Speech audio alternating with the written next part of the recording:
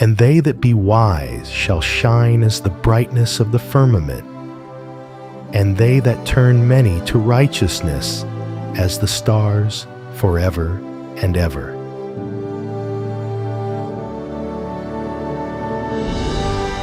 Experience this day with God.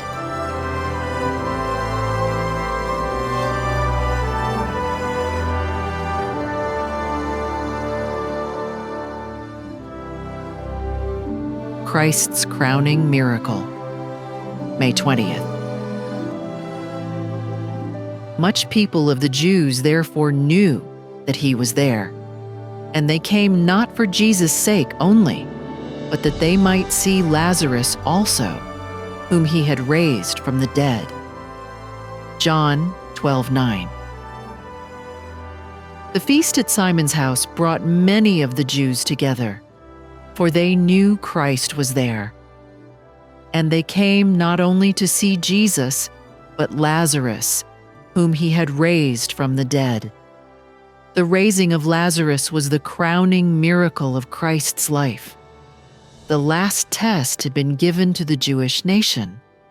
Lazarus had been raised from the dead to bear a testimony for Christ. Many thought that Lazarus would have some wonderful experience to relate. They were surprised when he told them nothing. But Lazarus had nothing to tell.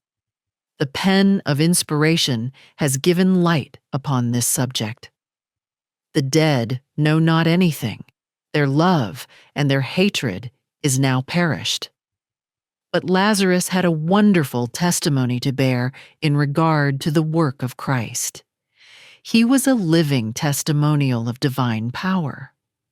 With assurance and power, he declared that Christ was the Son of God, and asked the people what they would gain by putting Christ to death. Overwhelming evidence was given to the priests in regard to the divinity of Christ. But they had set their hearts to resist all light, and they closed the chambers of their mind that no light might be admitted. The honor showed to Jesus exasperated the scribes and Pharisees.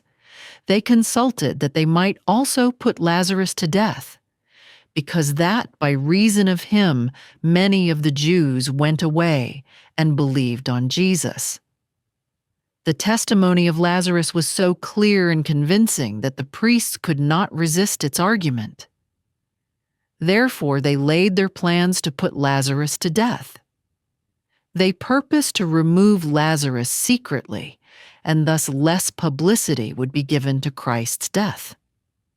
The end, they argued, would justify the means, but they must not summon Nicodemus and Joseph of Arimathea to their councils, for then their murderous designs would be opposed. They could bring no charge against Lazarus, yet rather than admit evidence that could not be denied, they plotted to kill him. So will men do when they separate themselves from God.